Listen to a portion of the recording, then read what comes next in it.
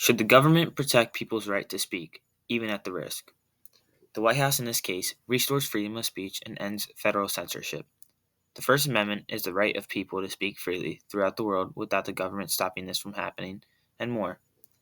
The government must allow this to happen so everyone will be happy and treated fairly. This will also make people feel way more safe, which is really important in our everyday lives. An executive order was made to stop government agencies from making social media organizations eliminate people's ability to communicate. This leads to many different questions to prevent this from happening. With.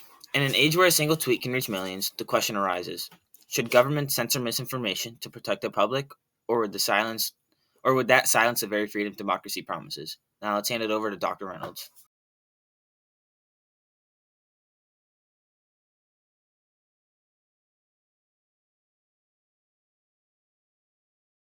Hello, I am Dr. Reynolds. Freedom of speech is a fundamental right in democratic societies, but even in the U.S., it is not absolute. Incitement to violence, defamation, these have long been exceptions.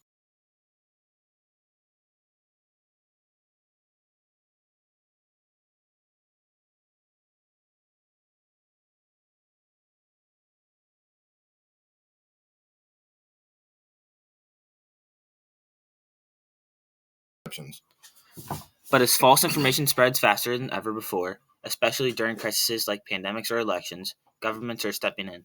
The next expert opinion is from Dr. Kim. I am Dr. Kim.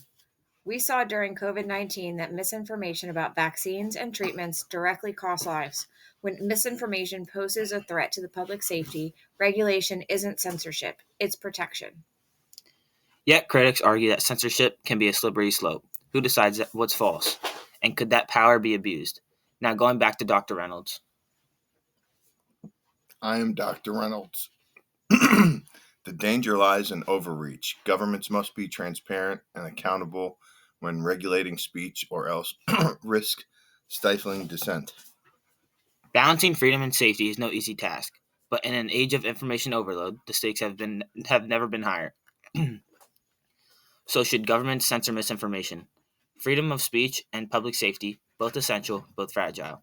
The conversation continues. Conclusion. Censorship and free speech are key components in the government intervention. The White House and Georgetown University look forward to taking action for the people that need to talk and understand fact and truthful information. Misinformation is a real threat, but government censorship isn't the answer. Instead of silencing voices, we need to educate, question, and seek the truth. When protecting free speech means protecting the right to think outside the box. Everyone needs to stay informed, speak up especially for themselves, and hold others accountable. The fight against falsehood starts with all of us working as a team.